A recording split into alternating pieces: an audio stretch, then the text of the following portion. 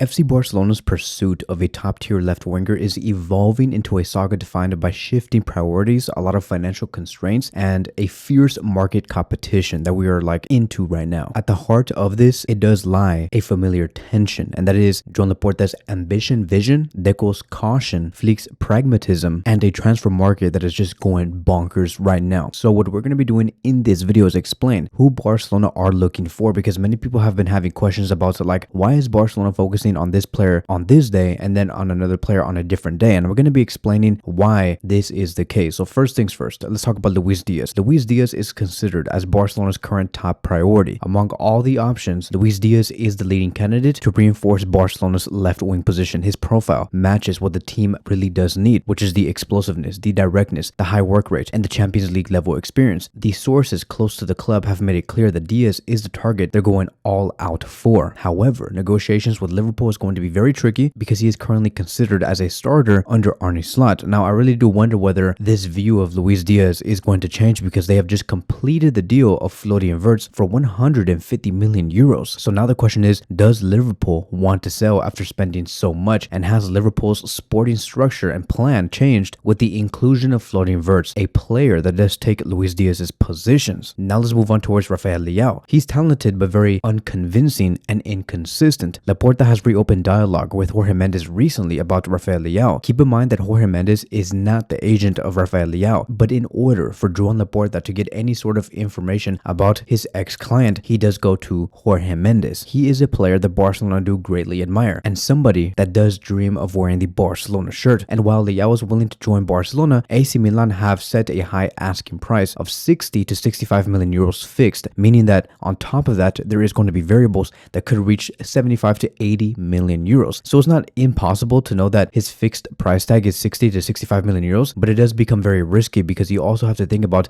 his inconsistency through the season. So there are clear concerns on whether he could deliver week in, week out under pressure. That makes this deal a huge gamble, and who knows if Barcelona are ever going to be fully committed towards signing Rafael Leão. Now, before we do talk about the other players, I want you guys to also understand that Barcelona also are working on letting go of certain players in the squad to really get into the conversations of assigning the players that they do want. For example, Ansu Fati and Marc-André Stegen are the next two players that will be leaving and will be funding the left wing position. Barcelona's ability to sign a high-profile winger largely does depend on Ansu Fati's potential move to Monaco, which they're currently talking about right now, and a possible exit for Marc-André Stegen. Keep in mind that if Barcelona were to sell Ansu Fati to Monaco, it would be for something low, maybe 8 to 10 million euros at the very most. But the most important thing is they take Ansu Fati off of the wage bill that would allow them to no longer spend 9 to 12 million euros on Ansu Fati and could release more than 35 to 40 million euros in wages. The same thing is going to be said with Marc-André Stegen. If Stegen does leave to a different club, it's going to open up 42 million euros gross in salary that Barcelona can reallocate and use for any other left winger they do desire, and it's going to allow for Barcelona to pursue a marquee attacker. So going back to the left wing options, let's talk about Nico Williams. This is going to be considered as Flick's dream, but Deco's concern, and I'm going to be explaining why. Nico Williams was once the top of the wish list for Hansi Flick, and that was back in August 2024, and he does see him as a perfect partner for Lamine Yamal, a winger who can create space, exploit gaps, and balance the attack.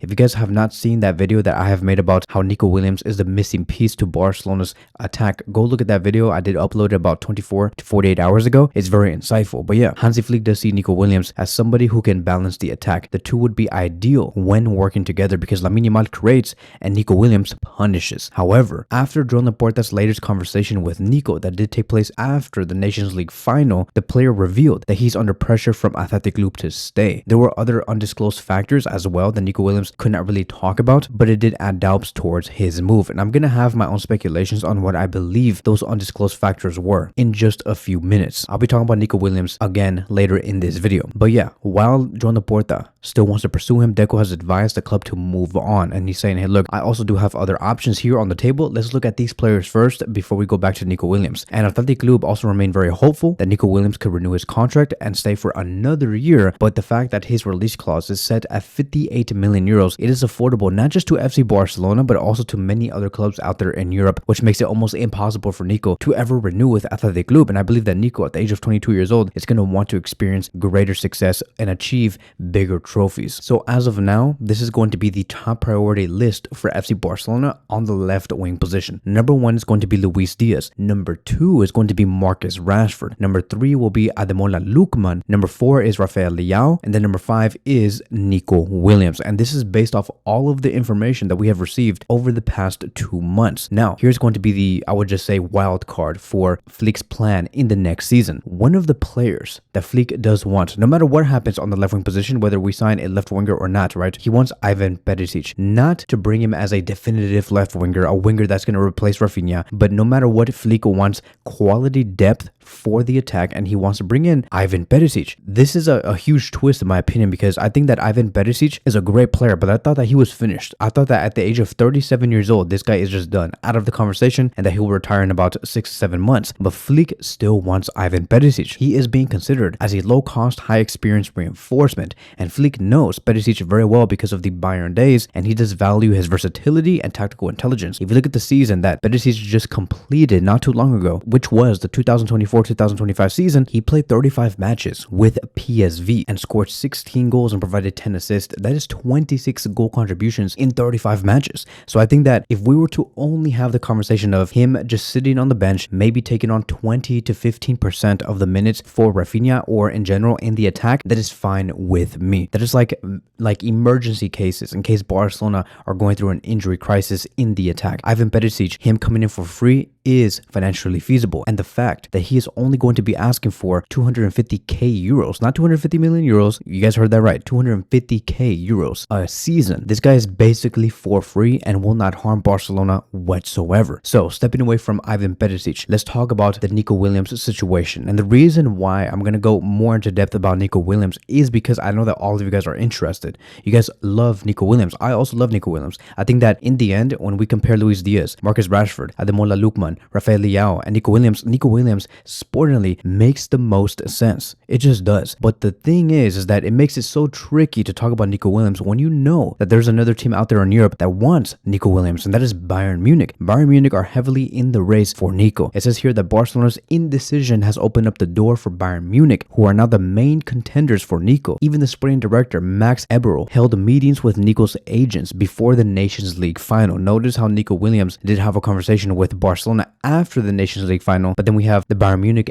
agents and the sporting directors and everybody that works within Bayern speaking with the agents of Nico before the final of the Nations League. That was a very busy day for Nico, but Bayern do have a huge plan for Nico Williams, and one of the people that they have talked to, which was Ralf Rangnick, advised Bayern to say, hey look, I'm gonna need you guys to like up your game on the wings, and I think that having Michael Olise and Nico Williams on the wings would really bring a lot of value to the future of Bayern Munich, right? Ralf Rangnick is a sporting director that is greatly admired in Germany, and Bayern Munich are listening, and I don't blame them. I really don't. Like, to all the Bayern fans, the fact that you guys might potentially have Nico Williams and Michael Olise on the wings is gonna be insane. And I think that, you know, with Ralf Rangnick stating stuff like this, it does make Bayern really want to pursue Nico Williams and make him a priority and to really complete the attack. When we speak about Sané, Gnabry, Coman, all those wingers that Bayern had, they want to shift to a brand new era and revolve their attack around Olise and Nico Williams. Arsenal are also watching very closely. However, like I've said, Athletic Club want to extend his deal. There's been like some rumors about how Arsenal offer like 10 million euros net in terms of his wages, but all of that is false and it is just fake news. Nico is currently on vacation and he will decide based on the sporting project first and not the money. Nico is very much paying attention to which